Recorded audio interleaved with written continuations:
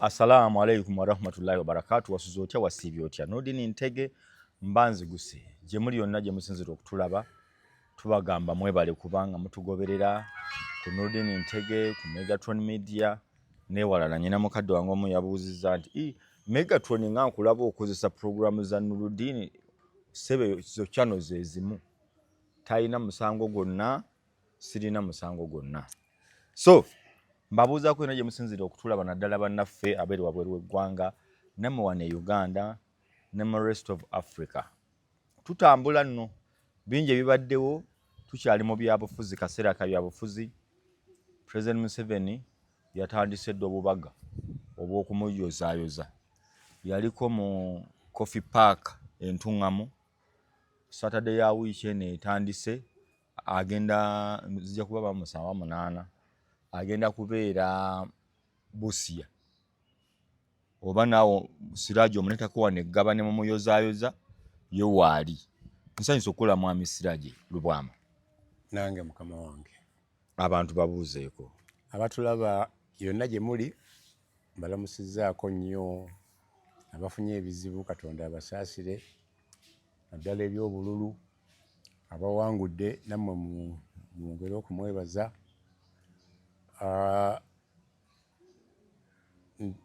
Ngezaako nnyo okubajjukiza nti ng'oggyeko ebyamawulire aga bulijjo, nkola ku kunoonyereza ensonga eziri emabega w'amawulire, nkola ku kunoonyereza abantu abalina ebizibu eby'enjawulo ne ngezaako okubayambako.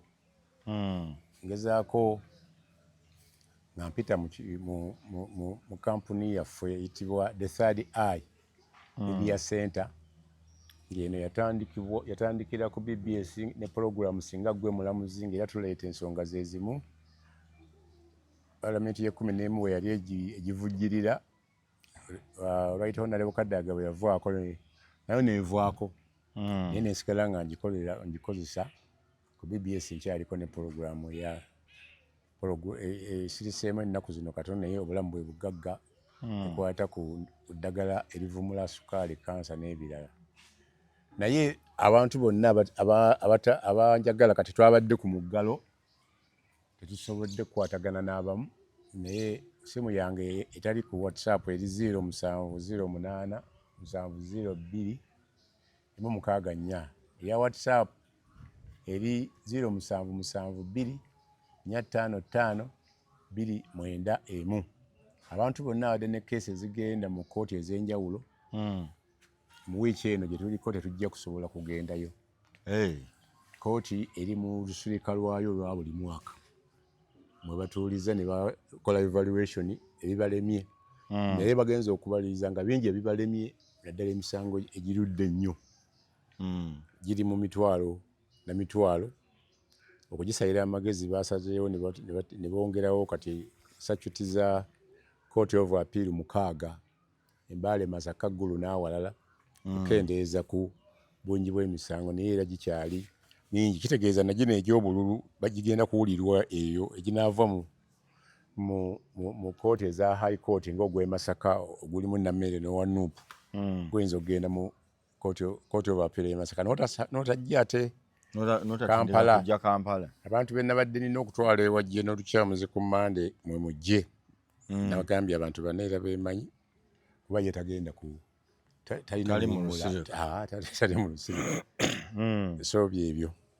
Okay, kankutandike na Nammere Masaka. Akalulu kenga kateekaggwa nalabye vote recount.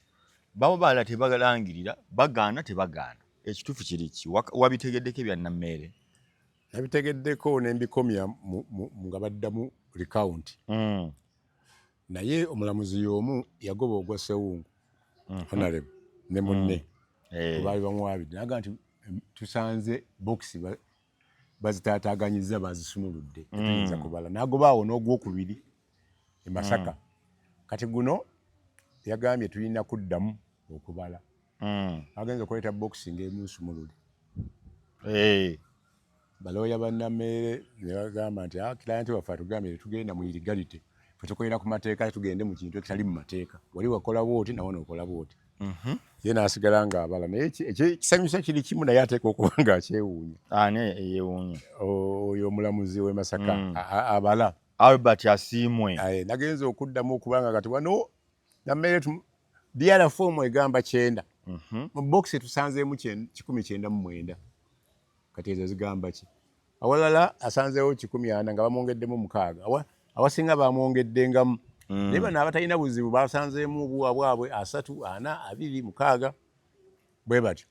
Kati ekintu kiri kiriya nti diara fomu tesobola kubanga eyawukana na box. Ate ng'ogyeko eri gye baalabiddewo batuuse wakati ne balabe erimu obunyafwa eyasamye. Naye nabo basanze obululu bwannammere tebufaanagana na bwa DR forms. So ndowooza Wanuupu alina qualifying ogenda mu court of appeal. Wanuupu alina president y'abali ababiri bataabala. Alina clear evidence nti obululu baali bugundi babuyiwamu bwonna bungi. Waliwo ne box basanzemu wannammere yekka nga box yiye eriawo oba abantu bali tebabalonderako ddala. Ndowooza nti eriyo omulamuzi asobola okukkiriza sinnategeera final verdict y'oyo Asiimwe. Naye simanyi ye omulamuzi ni waba wa chairman wa LC agenda na bujulizi obwo. So kati okiraba otya gwe nga bw'obirabe bigenda kuggwa bitya Nammere Justine tetumulabeko mu paalamenti? Issue ziri 3. Esooka asobola okulayira. Tenga bateekayo apiiru ne balwawo okugifikisinga. Naye amateeka gagamba nti emisango gy'okulonda mujanguyirize. Ate Chief Justice omupya yalayidde ng'asulisa Bible. Alayira mu maka ga private aga President Museveni. N'agisulika bw'ati. Dr. Flavian Zaidi. Yalayidde Bible agitunuza wansi. Esoma kifuula nnenge bw'eti. Yalonze dda sakisi 6 tannasindikayo balamuzi. Balina olusirika otandika nga 2 okuggwa nga 6 ayinza okuvaayo nga alonze abalamuzi abagenda mu sakisi. Kitegeeza nti wajja kubaawo chance ey'okujulirira e Masaka. Oyinza kwekwasa nti tewali budde kubanga eno kolamu ebadde court of appeal eri ne muwulira emisango mulinda bano mulinda bano balina pano nga 2-3 naye kati ziri kumpi. Kyogamba akakodyo ka delaying tactics kayinza obutakola mu kino ekisanja. Tekakola. Kaali kakola emabega. Waliwo omusango gw'ebyafaayo gwa Reverend Bakaluba Mukasa ne Honorable Betty Nambooze. Bakireke. Bamusinga Nambooze yasinga mu mwaka ogusooka. Ne bamuwa costs. Bakaluba n'ajulira. Bagenda mu court of appeal. Naye ne bamuwa costs. Naye ng'akyali MP. Ani MP? Egundi Bakaluba. Nga Nambooze ali bweru. Mu mwaka ogwokuna oli n'awangula era n'amuwa costs. Mbuuza Bakaluba nti lwaki waganira mu kintu kya munno? Nagamba temanyibe kibalo. Costs ziba nnyingi wano mu high court. Ziba ntono mu court of appeal. Ziba ntono nnyo. Kati z'ofuna z'omuwaako nga gw'oteerya era baddamu by election nga ebula omwaka gumu n'agwa n'avaamu. Bakaluba nga naye kyajjeyo akijjeeyo. Okugyako ng'ofunye omulamuzi ali serious nga Kibuuka Musoke. Kibuuka Musoke atuula wa? Yawummula. Yawulira nga kumpi simanyi lwaki tebaamukuza kumujja ku high court. Yalinga gwe baali bajjako authorities za election petition ezisinga. Yafuna omusango gwa Kikulukuunyo kati mukoddomi wange na family y'abakadde nabbi n'abawa abawala 2. N'afuna petition ya Muwanga Kivumbi kati ali mu bizibu. Mu 2011-12. Ne bagenda ne baleeta obujulizi nga bulimu about staffing, mulimu bribery, mulimu grounds zaalinga 4. Basookera ku ya bribery nevaayo imaamu w'omuzikiti ogumu n'agamba nze nzayira mu maaso ga Katonda. Honorable Kikulukuunyo yatuwa esitima. Tumwebaza. Era tetukyasalira mu muzikiti. Manya mu muzikiza. Kye yatukolera kizibu nnyo. Tumwebaza. Kibuuka n'agamba nti tulina petition nyingi grounds temuzigenda endala ey'enguzi ekumezze nga n'omusajja bamaze mu cross examininga n'amugyamu ne baddayo by election. Kati bw'osanga abalamuzi abali serious ng'abaasooka okuwulira gino egyali county bajanguyanga mangu egyasooka nga bagiwulira ne bagita n'ogwo banaguwira chances ntono nammere okudda mpozi ng'afunye chance n'agamba nti baddemu okulonda kuba ne bagamba nti tekyasobola kuddamu kububala ne court of appeal obadde buli tempered with results tezifaanagana.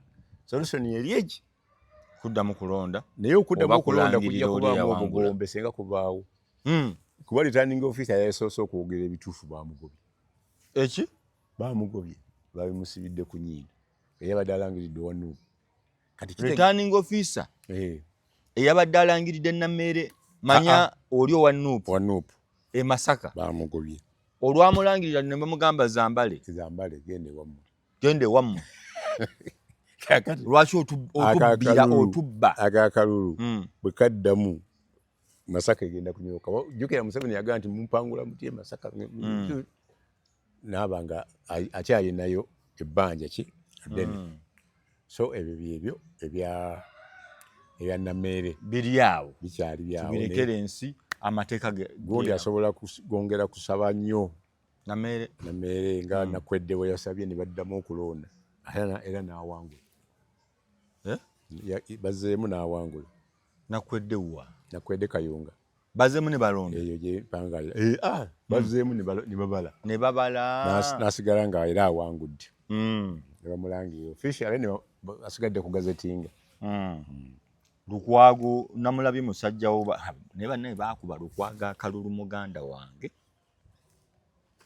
Kino kintu kyandese wala Siraaje Lubwama baakuba Lukwago akalulu. Kati kino kikuleka wala lwaki? Okulonda kwa Uganda kwa kusembera ku Suniya. Kwa kusembera ku Suniya? Ku Suniya. Nga kulya. Mu Uganda okulonda kiteza kulya. Kulya. Kitya. Kati olaba omusajja nga mugagga ali ku kyalo ng'alina empisa embi ng'afaanana bubi ayambala bubi naye ng'alina embwa zaawe enkambwe naye ng'olina okumutuukako okufunayo ekyokulya osooka kubembereza mbwa zino n'oziwa ekyokulya n'omugagga n'omuvunnamira n'omusuutasuuta walabye ku pulezidenti wa Nigeria yadde akumba bwati n'atalantuka n'agweri kamera nyingi ne zimuggyako kamera obutaswaza pulezidenti emu neemulemerako ekifaananyi ne tukifuna naffe e Uganda nti omugagga yagudde ate nga pulezidenti naye yabadde n'abaleeberesa bamusuta speed ne bamusenawo nga bw'olaba Moses Ali Moses Ali embeera gy'alimu asobola n'okuzinira mu ntebe naye nga abamuteze bali ku stand by begeza namu bw'aba taliwo bwana omusena omugera talinatuuka mutwe n'omugjawo. Kati omugagga oyo alina abakazi abaagala omufumbirwa naye nga abaliyo olwedde mufumbirwa nti kiri eno kivundu kifu musajja mubi nnyo akuba afuluuta buli omu agamba kangezeeko n'agezaako alemereddwa ne bamukuba akkiriza amateeka n'ayingira mu maka n'ayingira olubiri lw'omusajja omukambwe omubi. Kaakati omusajja oyo okumuyitako olina bw'oyitako ate nga oteekwa kuba nga bebandibadde nga basenga abasobola okuwooyawooya naye nga olina bagulirira bakutuuse ku mugagga. Bannayuganda kati bagulirira balonzi balinga basenga asinga ssente oluusi yatuuka ku mugagga. Mugagga ye wali eri State House. Mugagga ye Museveni. Kati ye yasalawo oyo muleese oyo sikola ki simuleese era be yagaana okugulirira yadde nga bagezaako ne balema ne balwana nga ebulayo emyezi nga 10 bonna tebaakomyewo bamuwanga Kivumbi Lutamaguzi Ssemuju yagambye tebamubbye naye abalala babbye yatubuulidde n'engeri bogisi ya meya so abagagga yadde ng'olaba nti Bobi gundi Lutamaguzi alwana n'avuma pulezidenti naye alwana asembere wali asigale nga asembera wali ne Nakasero sozi kumuvumira eri agala asembere wano ng'akola ki ekirwanya Lutamaguzi kyekituufu kukiikirira abantu kujjako Museveni ekituufu kiri kyenyo kuba eri asobola Credit akyasobola okujjayo era waliwo MP wa position bamuyita Basaalirwa Asuman palamenti eno yannumye yansadde subiddwa ng'awa nsonga ki ate kati yabaddeyo akati k'ekibiriiti mu Jeema nga kwafunira ez'obwemupi nga kwafunira eza iPod nga kwakulembera ekibiina nakyo naye n'afuuka Ssekagala bamu ne bamuddukako nalabye waliwo Obosha Mundu yadduka n'agende ku muti abadde atambula n'omuti kaakati abadde talina sse yonna abadde kumpi nnyo ne gwe baagala okulangirira unopposed era owa sipiika ani gwe baagala okulangirira Anita Among ekyoga ayinza okulangirirwa nga tagize luli wagamba gundi yajja Norbert Mao kakati President Museveni nenkugamba sipi omukazi ono ayina amaanyi Anita Among namukapalingako mu Wakiso n'atambula district yo Museveni n'akola speech ye ng'obudde buwungeera nga twagirinze dda batulinze mu gundi media houses tutwaleyo story babalinze we yali amaliriza naga nze ndi munnawolovu ngamba mpulidde bubi agenda okubira ng'akiddamu twali tuvaayo abamawulire aba Vision nali monitor by then n'aba radio nagati president alina kyayogedde ffe tuzeeyo waka atusaze ne mbagamba nze bantumye story siddayo waka ngenda nkuba omutwe amuka miliyoni kati gukyaliko ku net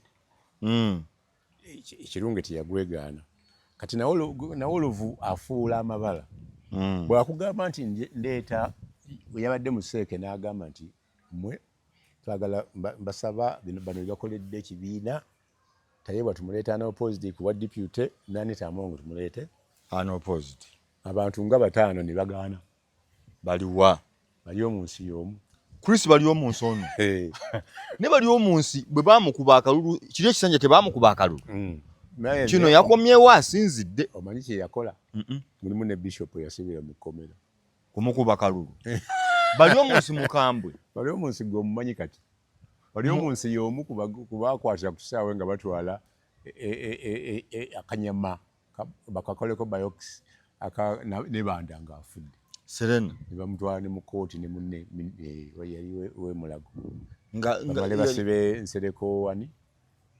Nsereko Muhammad etololo nga kiki kye bafa akanyama baali bakagala bweru nga family egamba ffe tetumatidde na Moses bya Ruhango wa polisi ripoti gyatuwadde omwana waffe ekimusere tetumatidde nakyo kyagala bano ababiri bagende ate ku ntebe baavaayo n'akanyama baani nani bakabasuuza Nsereko ye bamukwata ku byayogera nga ne banda afudde neontwala n'asula tololo ku polisi ogamba yali ku polisi naye bamala ne mumuleeta mu kooti twagenda n'aba opposition 17 okumulambula ze nagenda nga wa mawulire nga mwalimu nzijukira Kasoro Seggona Mpuuga ki ne babeeraawo nga banyumya ekiro n'ebyobufuzi nga bagamba n'engeri gye basobola okwetakuluza ku Museveni mwalimu ne Kiwanda bakole ekisinde ekyabwe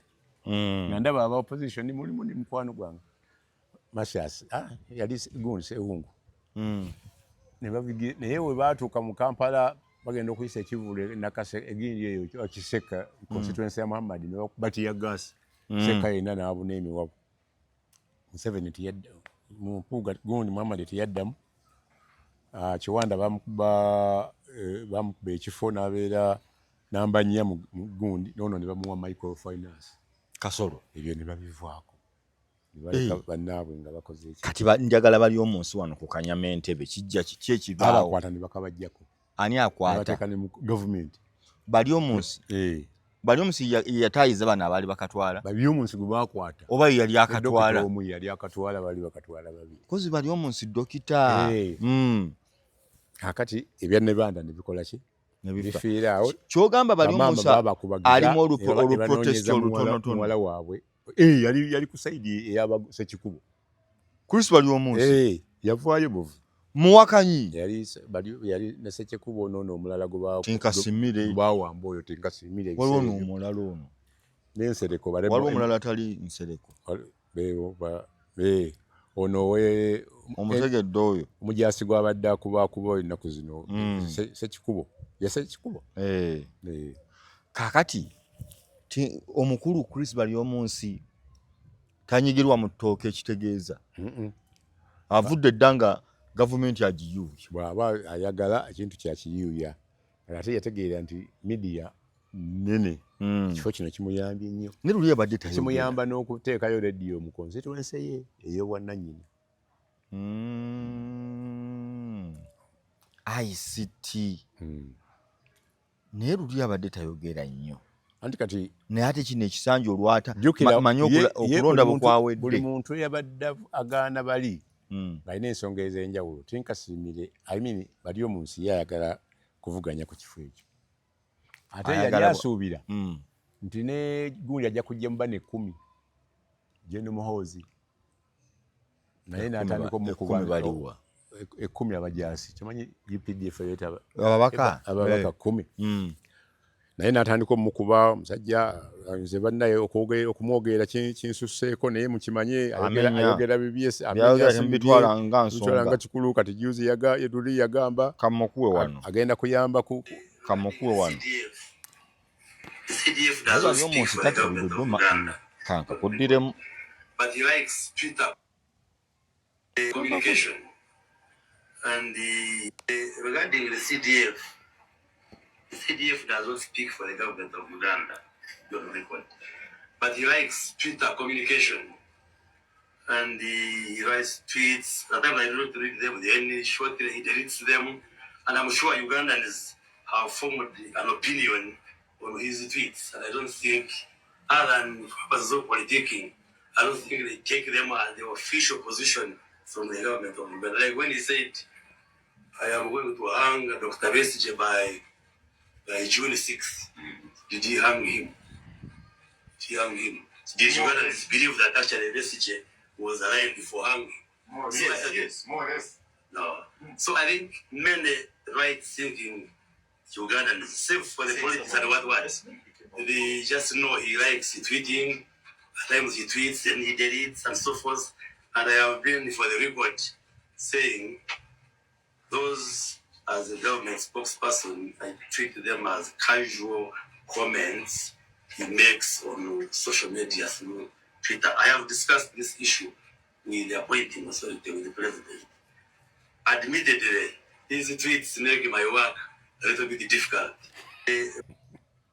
neno bali omunsi mulengezi mulungi agambye njagala osooka otemeteme bikigambo nga kino ekisembe tonna kigira agambye eki nti anyumirwa nnyo okuteeka ku mikutu ebintu ebitalina nnyo makulu era ababigoberera ennyo batandise okumuteeka mu kifo kye waateekwa okuba era n'agamba nti ebimu ebyokulabirako ebimu bibadde tebigasa nga bwe yagamba nti Besigye ngenda kumumiza omukka omusu nga June 6 n'abuuza nti yakikola n'agamba kati ebintu ng'ebyo alina ne tweet endala gy'agamba yalumbirako Kenya president amala yeetonde kati n'alina waagaye bannayuganda abalina ensa abali upright abategeera oyo bamwesonyiwa bamufiisa n'abalala bakimanyi nti byayogera si official position ya gavumenti kuba si mwogezi wa kuga byayogera toyinza naga nti ye ng'omwogezi wa gavumenti abadde abitwala ng'omuntu ali mu lubalaato naye we biyitiridde kuba agenda n'ateekawo obuntuntu butono abatannabusoma n'abudiriitinga naga nti ekintu ekyo yakituusaako eri nanyini kumuteeka mu kifo ekyo appointing authority nyine buyinza naga naye nti omulimu gwagufuula muzibu agabye byonna nga bigenda mu maaso omulimu agumukaluubiriza kakati nsooka ontemeretemera bali omunsi Muhoozi guggwa gutya bali omunsi ndabamu akamanyiiro k'omwana omwogezi wa PLU yavuddeyo n'agamba Muhoozi ani omwogezi wa Piero oyo Kabanda Honorable yakawangula obw'MP waabwe ne Mubende n'agamba nti gwe manya wooteeka okukoma ku nsonga za Muhoozi agamba bali omunsi ekisooka olina ebikolo bingi byewandibadde otunulamu ojjukira mu kalulu akaggwa olumu wasubisa Bishop mu kalulu ako bali omunsi yasiba Bishop kugambye twiti kweri okwo era tewannabaawo avaayo kujeegaana kakati gwe bw'obanga oyagala kukola ekyo naye ekiri emabega w'ekyo si ekyo si kuyomba okwo ani akifunamu wali omunsi yali ayaga amanyi nti oli ajja kujja ku bw'MP ani kuba 10 ono Muhoozi waffe Kane Rugaba tajja ekyokubiri amanyi nti agenda kuwagira bano nga taata we ababiri Chayebwa ne Anita Among ekyokusatu ayagala naye kuteekayo linnya lye bali omunsi naye nga taliteekayo nti ajja kuwangula ayagala kuliteekayo bamugabe ovaamu bwoti vaamu bwoti kale katukuba minisita kati ekyo alaba nti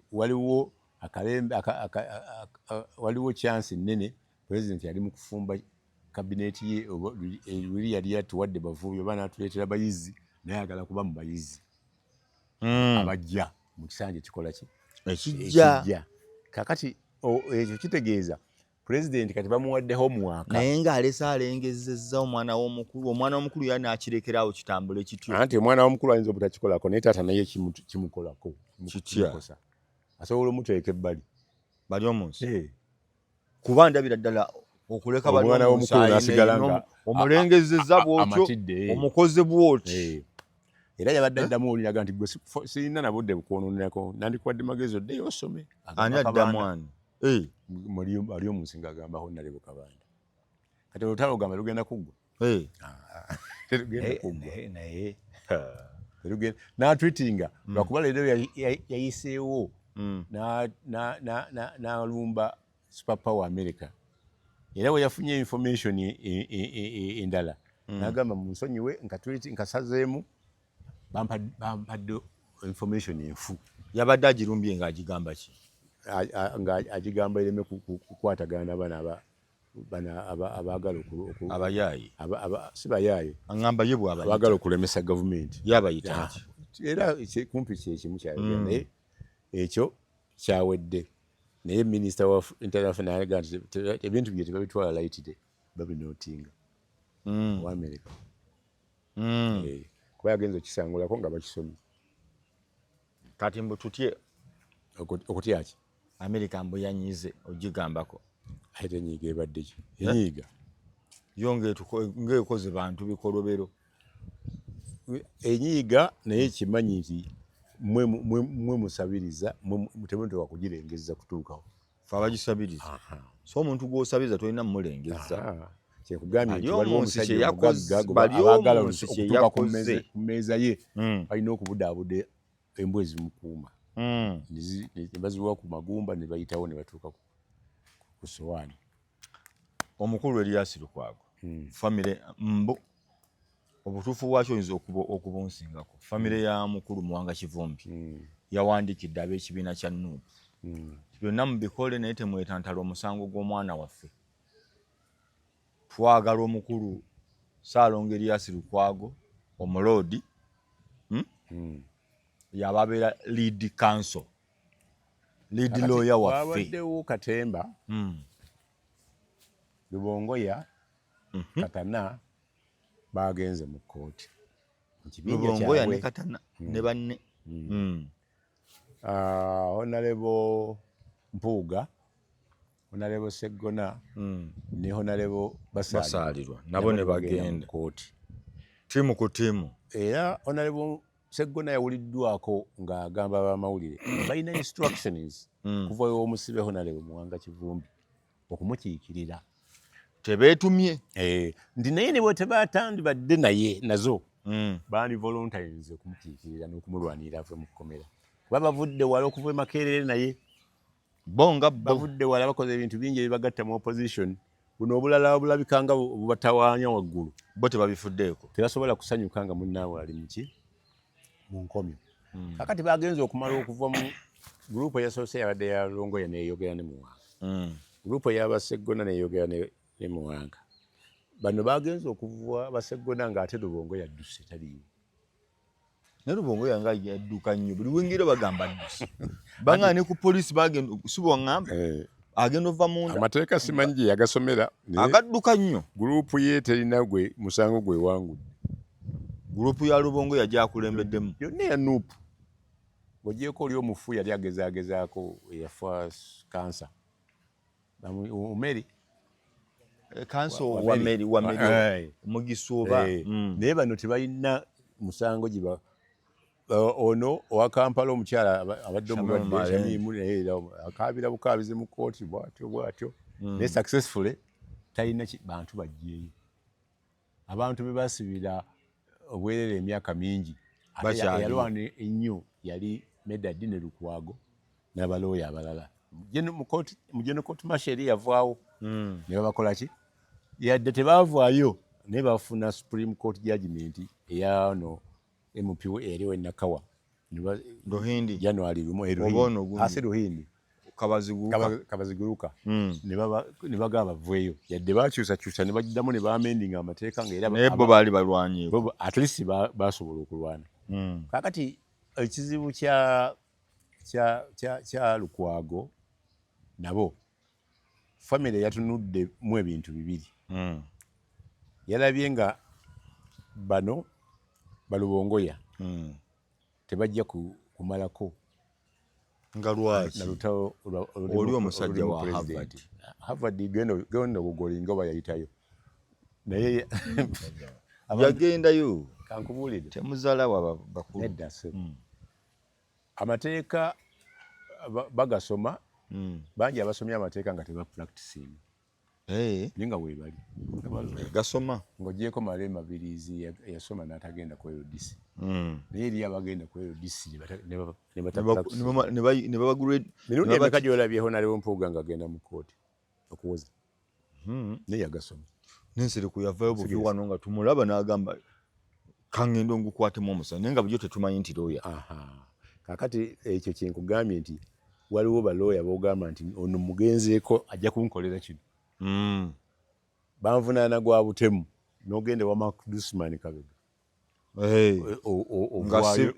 Chances nnyingi okuvaayo n'obuwanguzi naye ng'aseera asobola okuseera ng'ataddemu ez'omu kkooti n'enzize ne facilitation ate bwaguwangula ne bajulira takuddako aba akutadde bagenda ne bakola apiiri yawolereza Katerege yatta omwana e Masaka Kayihura n'ajulira bamugamba ddayo siddayo n'awolereza ono ow'Ebuziga gwe battira omukyala battira bba ono mugagga Kasiwukira we bagenda mu apiiri n'agamba nze mbatadde takuba biraka ekintu kiika kiba kikoze eki kati waliwo abantu balooya nga mu kino mukugu waliwo abantu abaawozanga edda madda keesi mwalimu omusajja muddugavu mwerabidde erinnya Mubiru oba eddala yali ani nga mulimu n'omulala mukadde yali wa DP kati baatuulewo omulamuzi ne bakola submission omulamuzi n'asiba abasajja bana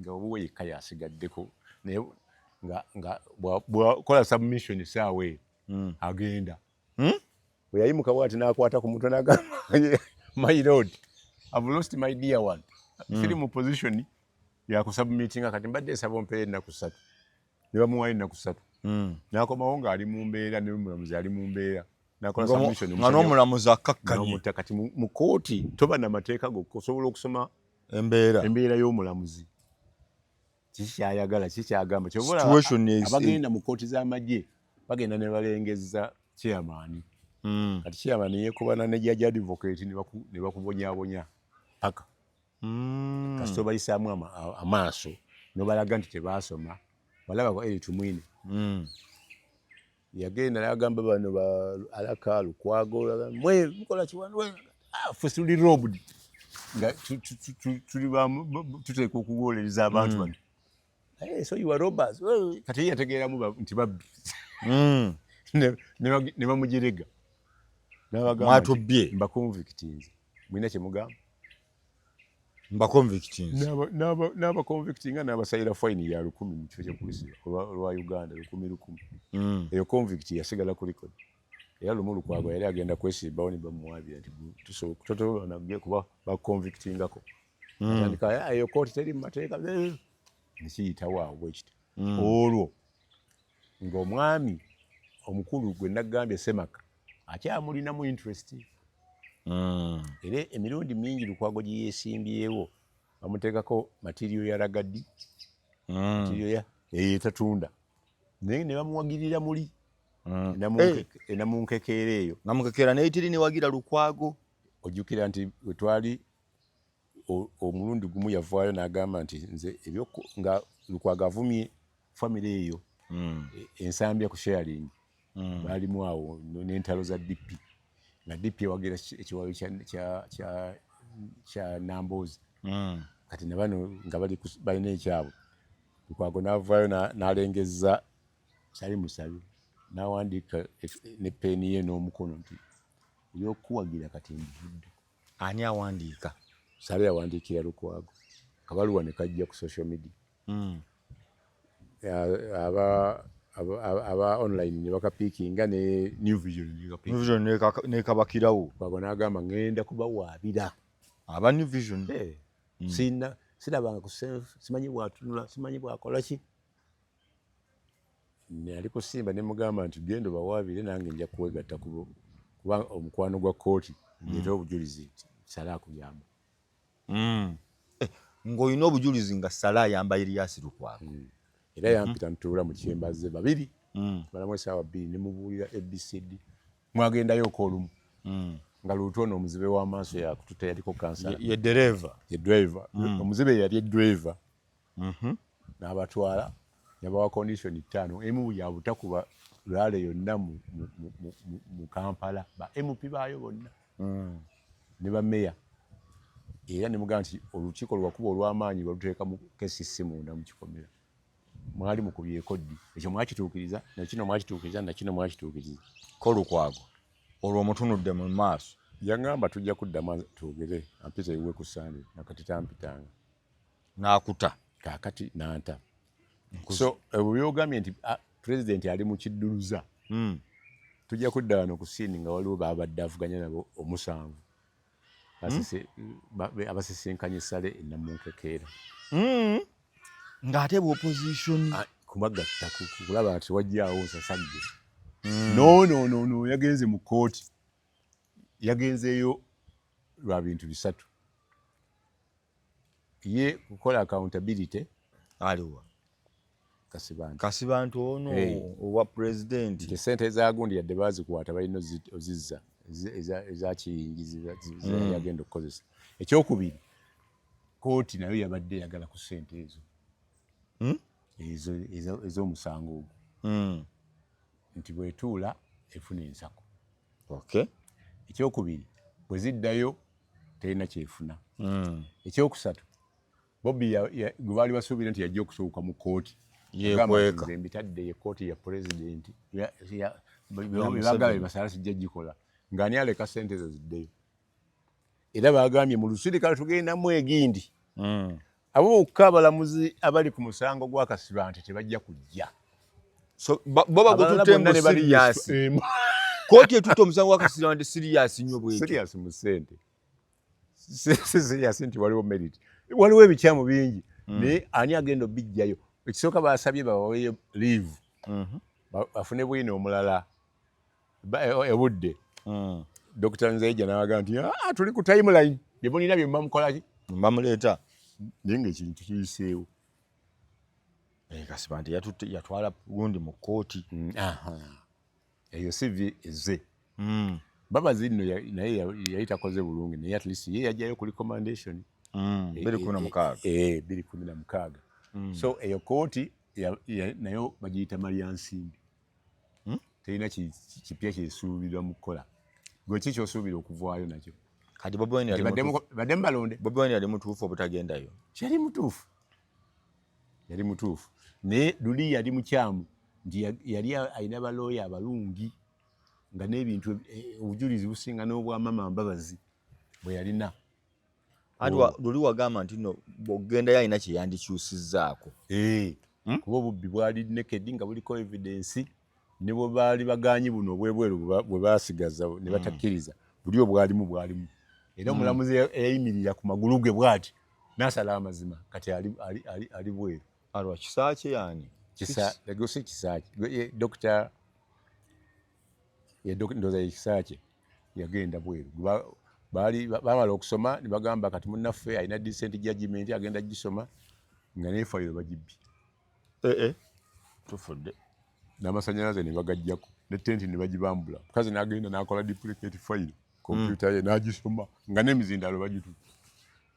Ng'agamba kyufuna ebyaddirira baatandika kumuteeka mu nkukutu simanyi Judicial Service Commission simanyi bikoze bitya ebibiina byebyo ne birwanira ne bagaana. Era ekyaddako olw'okuba gundi yasaidinga nabo n'afuna obwato n'ejjeni. Kati aliko keke. Eyo diiru gye yayitamu okufuna obwato n'ejjeni. Bw'ataweerwa buyinza okugenda ewa Mawu oba Mawu n'agenda kuba sipiika. Pulezidenti okugamba nti mulonde bano aba ayagala kubejjako. Nga bwe yagamba bwe yawandiika ebbaluwa n'agamba gundi Nasa Sebaggala tekuwadde obwa minisita without portfolio. Ng'akimanyi eri road blocker. Eri wali abateeza okubuuza buno nga tetubulaba. Gazeeti ebulina. Omusajja agamba sukaali oyagala sukaali genda osabe mukyala wange naye nga mugaye koolikaba ku sukaali. Sukaali bw'omwagabanga naawe oyambala ogenda. Era gundi yaviiramu awo. Sinze nakuwadde. Wadde naye etteeka ligaanye. N'akola ekintu kye kimu ku Nadduli Abdu. N'amuwa bwa minisita ng'akimanyi talina mpapula. Nadduli n'ayitawo. Era mu Nansiko. Yali alina olutalo lwalwanye ne Kadaaga. Nga Kadaaga bali mu seeke. Kadaaga pulezidenti ayagala Oulanyah wa sipiika. Ng'ono agamba nedda ono akomewo. Museveni agamba nti ono yasaba ekisanja kimu ne tugamba ono tumutuuza. Nadduli n'agamba nti Kadaaga bw'olaba Museveni alemeddeko yakugyemu wa sipiika yennyini nga bali bonna. Kati bw'ova ku ekyo nze nkubuulidde ki bw'oba wasisinkana mu maaso nga yakulira akakiiko akavuetinga n'amugamba amazima ga Katonda mu ggulu nasoma yasalina. Nze gwe yasalina. Nalwana nnyo. Sikombonye emmotoka yange Ndawula we yagira n'agimpa nange ndyeko. Ndeka. Kadaaga n'agamba nkuwe. Oyiseewo. Museveni yeewuunya omuntu gwe nagamba okuyuwa. Era yaddamu n'ayogerawo ebigambo ne bamuwaayo akafu awo ebiseera ebyo. Abadde ayogera awanda ebigambo bingi. Wano nga tumaliriza wano. Kaakati abantu bamanyi nti bw'owanda ebigambo pulezidenti akola ki? Awulira. Tamale yawandanga ebigambo mu ntandikwa edda nga tumugamba woonoonya mulimu nti nze sinoonya mulimu. Kaakati kyatuuka ekiseera n'ayagala okwegatta ku Tumukunde bagende bakole ekibiina ky'ebyobufuzi. Tamale bamukwatirawo ku ssaawa ya Queen. Gundi Tumukunde ne bamukwatirawo. Museveni n'amuyita mu State House Ntebe. Lwakitula n'agamba nkwagala kukuwa mulimu. N'agamba nti saagala mulimu njagala ssente. Sisobola kukuwa mulimu. Amanya sisobola kukuwa ssente nkwagala kukuwa mulimu. N'addayo. Baamubuuza lwaki wagamba togenda kukolera Museveni? Ansa yali ntono. Yagamba nagamba sijja kukolera Museveni nga sinaweza myaka 4. Kati ndi mwana mugumu.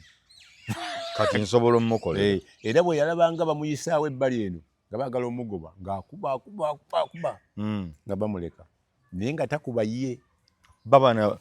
Yakubanga bajeno nalweiso n'akabirako mu maaso ga Museveni omwana gwenzukuzza n'anvumira mu bantu. Ko Museveni kakati bwe ngoba Tamale bw'osobola omukontrolinga ng'ali bweru wa gavumenti. Bonna abo ne bamukuba paka nga Nakyobe yekka yamuwolereza.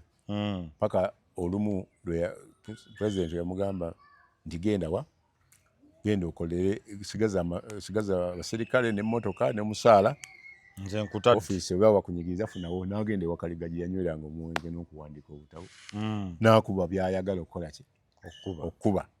Kaakati ekiseera we kyatuuka waalwalidde n'asembayo agenda kufa.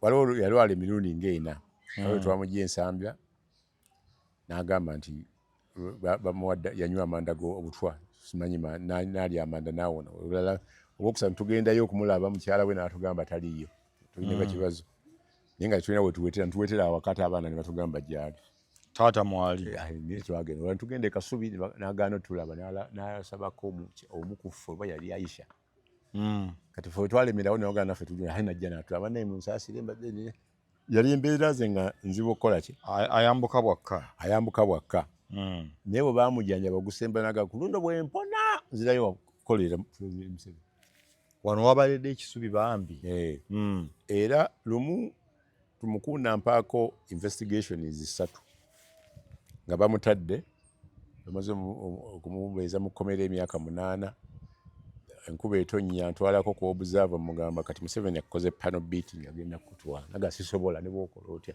siddayo nze siriddayo nali ndi ku CBS nga Medi Musisi kati atakyakolayo Medi Nsereko ngamba tumukonda akwagala konza akugambye atya nti munoonyeeko nti konza alina essimu yange agambye takyagirina emuga atakwata masimu nenja munoonya ne musindikira message zali ziri sawa 10 omuntu nankubira nga namba nkweke nangamba why oli mu town Siraje nti wala mukwano gwa yagala okulaba konze yani ojja mulaba gwobo kyali mu town ojja mulaba konze nga nawe okwese namba n'omuntu tamwogera sigenda kumulaba nanga nti wandike namba ene ya MTN nenje wandika wansi akugambye musange ku Kampala Club sawa 11 naliwo ku 11 ne mukubira naga tuvuddewo tuli ku Polotea netuka ku Polotea nawo tuvuddewo tuli ku kisaawe kya Kololo waliwo awo hoteli y'abayindi atuukawo nga ziringa mwemu ne mugamba ntuuseewo yingira mu nju mu hoteli onywe kyolya tujja kusasula naye ayogera enamba togimanyi nakwata mu nsawo nga nnamu nusu 3 nga soda ali ku mutwalo ne soda ono musobola ne mukombeera paka 2 simu emu negwako omuliro yenkubira omusajja ne mugamba nti wayi munandaba enkya obudde ayo public place teyajja kukola kibi nentuula ziba ziwera 3 nga mu hoteli mulimu ettaala ebweru eryenzikiza ndaba omuntu nga mpita teyanzakiriza mulaba ne mugoberera emanju wa hoteli nga waliwo tenti ennene n'entono nangamba tuulawo omuntu ono naye nga omuntu ali munene alina abantu bayogera nabo buli yavangayo nga akutte ssente ku lubuto bwezi tibwebiri ebiri gurupu ya 5-6 ngamba kiki ekiriwa n'ogamba Siraje essuubi nalirinamu ti ndabawo ssente ayinza okubaawo ekitala abantu bwe baggwawo omusajja najja ngamba nti gweoyagala wuuyo ng'atudde atunudde ngera okutuukawo nga yetumukunde temugamba mukama wange oli otya wambulako konza asaakubulako waŋŋamba togenda kukolera Museveni naye kati ndaba gweokolera ani agambye nti gwenkolera konze twakubye ne story mu monitor nti bakuwadde biliyoni 24 onoonya akalulu nagamba amawulire gali waago konze gali gwe togusoma amawulire nazita musajja we tulina monitor mu motoka namugamba manya obuzaba nti story mweri kyava ngamba nti nemugamba nti ninga bale tonoonya konze nkunoonyeza eki gwe nekisejusa mwazi janjaba eriiso nga akwera poliisi alikubi neliziba nebalijjanjabira Nairobi era wewambula nawandiika akabaluwa nenkaleeta eri gyokulira amataka ku Sheraton nenkuweza ne SMS message yava ngamba nti sente nazifuna konzo zompise okumpaako sizabwereere gyozikolere konze kiki kyengenda okukola nti nina emirimu egi 3 njagala ombuulire abamawulire banno abawandiika obubi ku Pulezidenti Museveni olwo ebyambabazi byali bitandiikiriza konze nze omu ku bo era sijja kubakubuulira gwowo omulimu mugambe nze Siraje nze omu ku bawandiika ate simuwandiikako obubi nti kigendeerera wandika ku bibi abakoze eki byakoze nanga nti akati njagala omanyi lwaki amama Mbabazi ali mu mawulire nga President Museveni taliimu yali ku headline amama Mbabazi ne mugamba mwe mumukola yasirika ne mugamba ono agala kwesimba ku Museveni ono twamugoba ku bwa secretary general ati president alonda bulonzi ono ye bwavaayo nga yayogedde ekintu eki bwaba sayogedde alina omukyala gwe bayita Mayanja yayogera naye mmwe mwogeza Ofonopono ne mwogeza Tamale ne mwogeza Nabusaayi ne president ayogera ebintu ne bikoonagana biti fene tuwandiika yalaga nti ye nti kati ne mugamba nti okyo nkimaze ensasula nagamba nti nedda ssebo mbyagala mu buwandiike nambuuza ekyokusatu ne mugamba gonja gukola ekyokusatu awo manyi abamawulire abakola mu State House konza abamu bamenyere tandikira ku Bannabusaayi Batamale nentuka ne ku bafotographer aga oli mukozi wa Museveni konza owamawulire ne bwaba London nsobola okuba nga mummanyi kuba ye field yange aga njagala ombuulire okole report ombuulire abawandiika obubi ku gavumenti n'abagiwandiikako obubi abawandiika obubi babulamu ki lwaki bawandiika bubi bokka konza eyo nayo nja gisobola nsooke n'eriwa n'agamba sooka n'eyo ne mugaa kati nambuuza ojja giwandiikira bbanga ki konze wiiki 3 aga nzaagala mu nnaku 3 ne mugaa nja kikola nkusange wanti nja gireeta wali kololo yalina awo ekolo nga ku kisaawe nga ku kapoliisi kikuba ekigenda ku woota nga waliwo compound nene nnyo walabira abantu n'agamba omusajja nti ono muweeyo akakadde kamu agende transport emuga omusajja wampeera akakadde transport omusajja nankuba ekirango naga nti akakadde akadde kasigaddewo nkawaddeeyo gurupu esembye sikyalinawo tufudde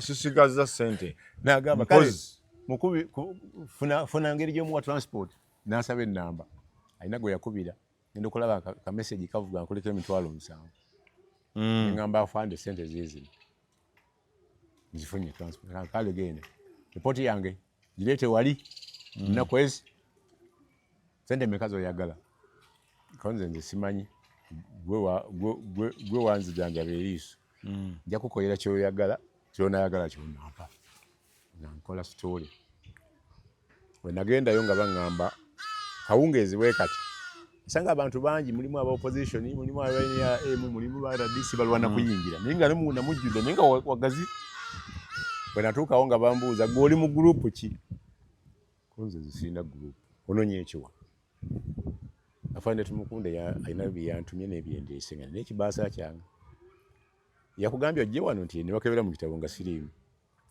yagambye atali mu kitabo tayingira ddayo okola appointment empya nenkomawo wayitawo ennaku 2 omusajja oli yankubira essimu ebintu byabafande biri wakonze nabireeta ne bambuuza ennamba saabizaayo mbirina ggaba fande wuuno ali ggaba ali Jinja ebiseera yatambulanga n'ebisente ne mu helicopter nabiki nga ngamba bireete enkya saawa 5 konze wantawo wennyini konze bajja kumbuuza nanga nkugambye bireete nzirayo ebyamagye bya order natuukayo ng'erinnya lyange mweri enyingira munda nsanga wanambwa twali tukola naye monitor nti fande bwaba yakuyise tuula wali ku shade awali ettaala abantu bangi tajja kukulaba nange nentereera yajja sawa 8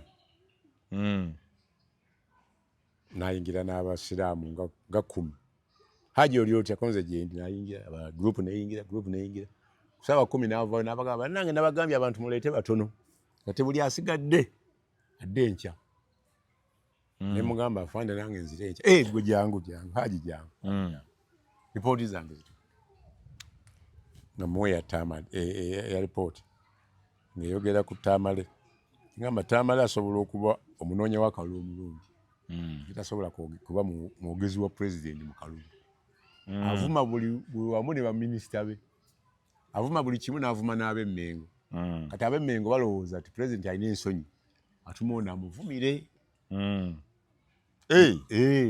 naye nga ebirala byonna abimanyi abisobola amawulire agamanyi asobola okunoonya akalulu naye tasobola kuba mwogezi waki wa Museveni n'agisoma nadda ku Linda ne mugamba ono omuwala namukavalinga okuva e Makerere Guild president nga ne monitor omuwala yasinga okuwa abamawulire events n'ebifaananyi ku mikolo president gyakoze eki gyabaddeko naye ab'omu state house naddala Nakalema n'abalala bamutulugunya era yawaabako omusango ku Jinja Road Kayihura fayiro n'agikweka mwamugya taata we ng'afudde ne muleeta okuwa omulimu naye mumubonyaabonya president lwamusanze mu lukuubo lwamuwaayo ka facilitation talina ofiisi mwakolera mugo nambuuza bino obijjeewa nze mbikuwadde sobola wampadde omulimu ng'onneesiga nagamba njagala ondese gundi oyo omuwala ani Linda Saala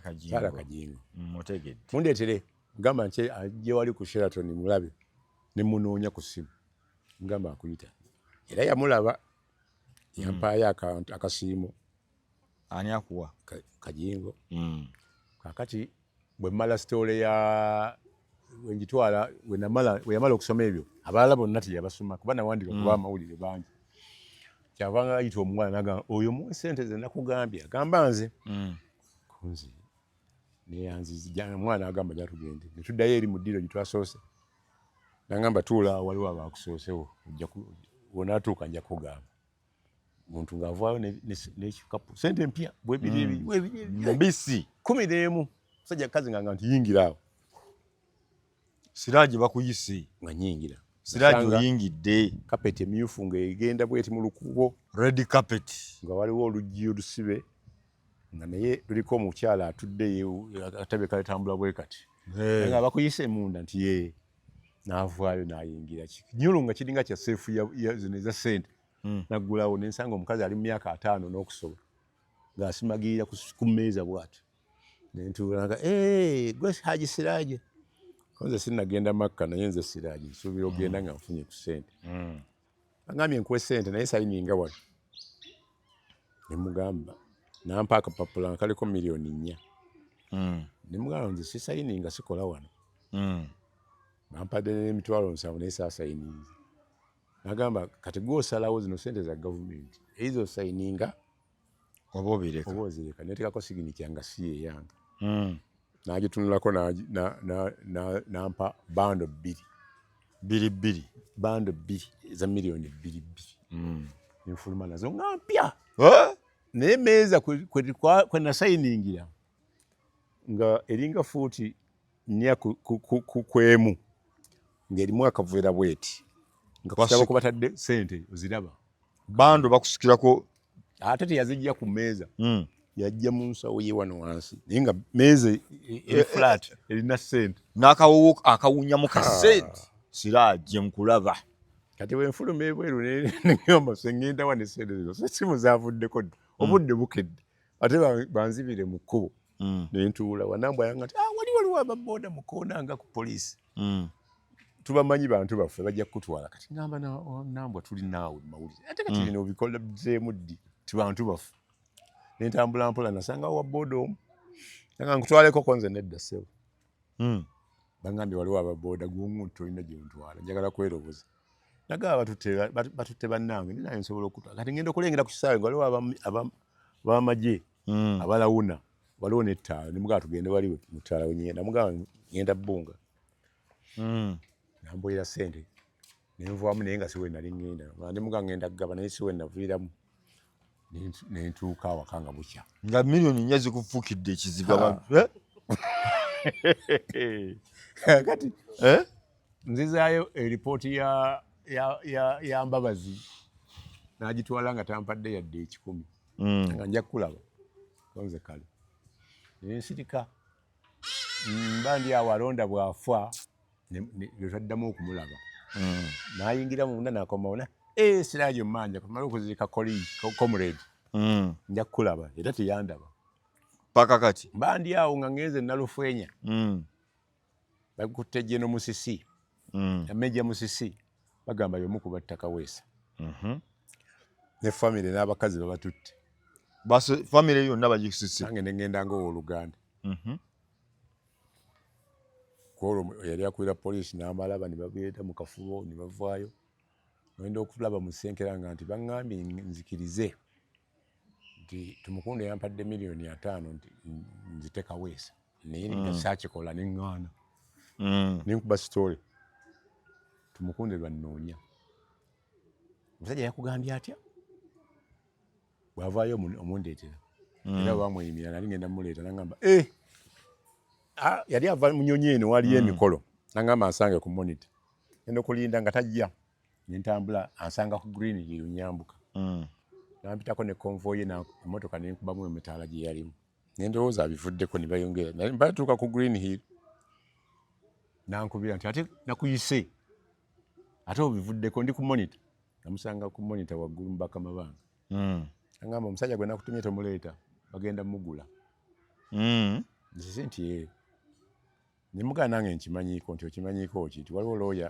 akola mu poliisi bali lwakafuuzi asaba $4,000,000 ono ayagalamu wa 10 bakyalemagana naga tomuleeta nagamba omusajja wange ono mumukuume mmonita omusajja okozi mirimu mirungi naye tasirikira kyama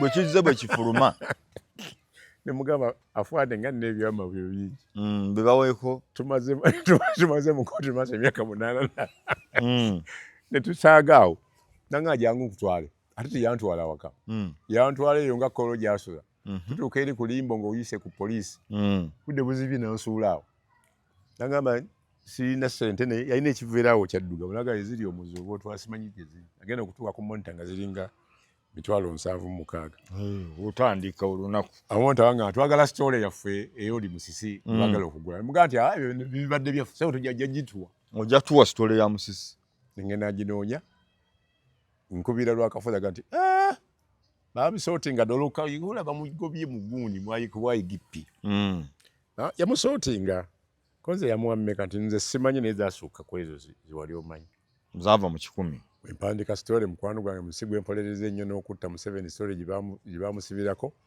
naŋŋamba nti tebampanga ku nnusu yadde 10 kati monitor nentabukira wawandiika mpewo kyampaliriza okgenda mu archive enoonyayo fayiro ye ne kayikulanga eriko kirozi be ekifaananyi emponera omusango twasigala tuli bamukwana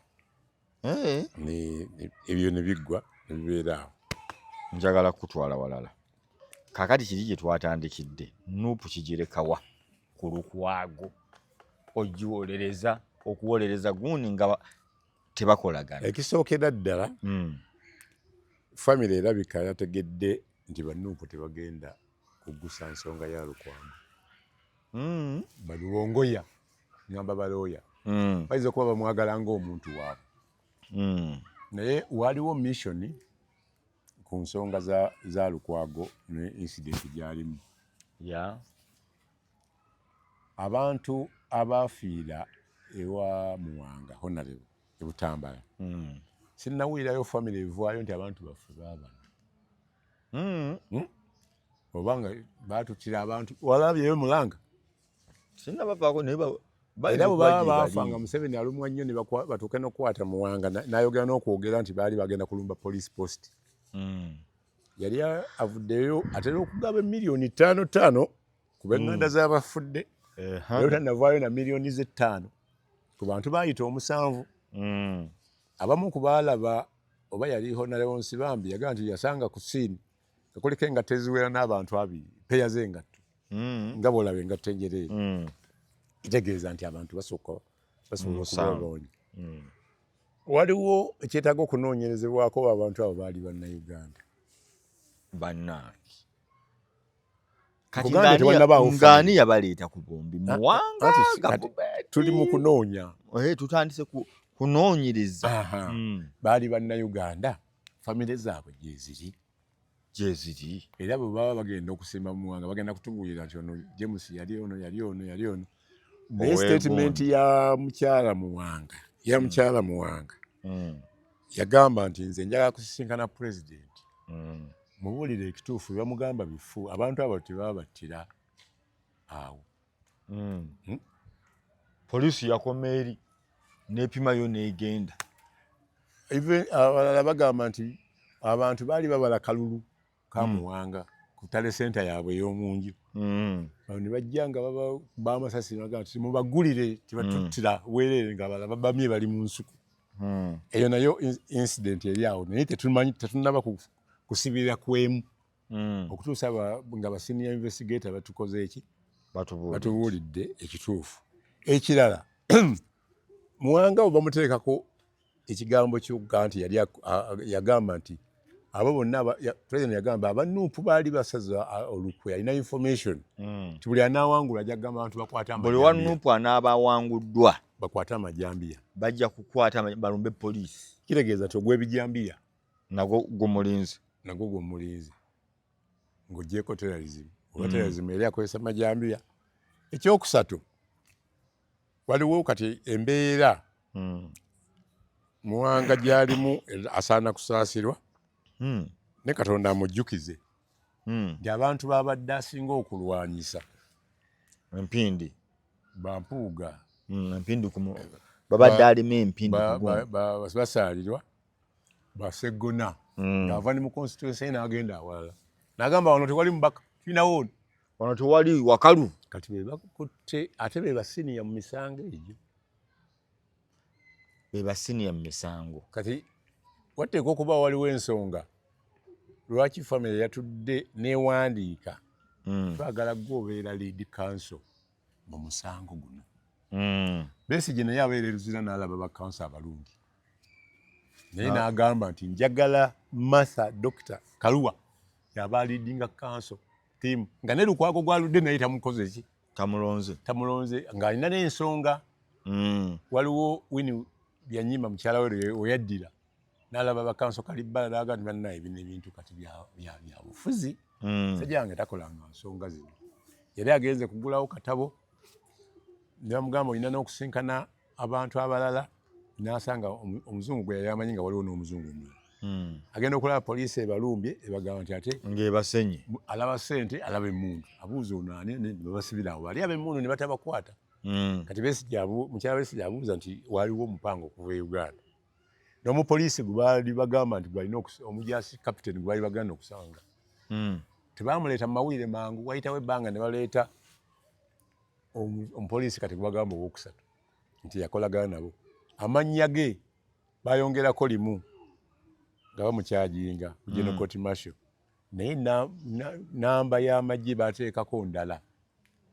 Bw'omunoonya taliiyo enamba gye yalina nga bamuvunaana omusango ne Besigye yalina omusango omulala gwe yazza ogugwe mu ntandikwa ye yali meja nga waliwo lieutenant gundi Lazi Kopolo ne Dizaata yadduka mu magye era ne babasalira omwaka mulamba guba tegunnaggwako ne bamuyingiza mu guno. Naye ng'ennamba eri amannya ge gamu ennamba alina bbiri kati yatoloka butolosi kuba omusango yali tannaguma. Ekyo kikyaliwo tugenda omusango omusajja akyaliwo mukwate. Buuza omwogezi w'amagye omwami ono ennamba eno emuliko wano nene emulika alina eriwa agamba ngenda kunoonyereza nakati tanoonyerezanga kulayija era bwe babadde bakola amendment mu kooti zino ono omusango omulamuzi gwagaaniddemu ennamba eyo bagireseeko. Alina emyaka gya mirundi 2. Ono ali mu musango gwa Besigye. Alina 48 mu General Court Martial. Alina 56 mu kooti. Mu kooti Martial yasooka bamuvunaana guli alina 56 era gy'alina na wano. Kati oba bamuwozeeyo emyaka oba y'omu oba eriyo muganda we eyo firimu nayo tujagiraba.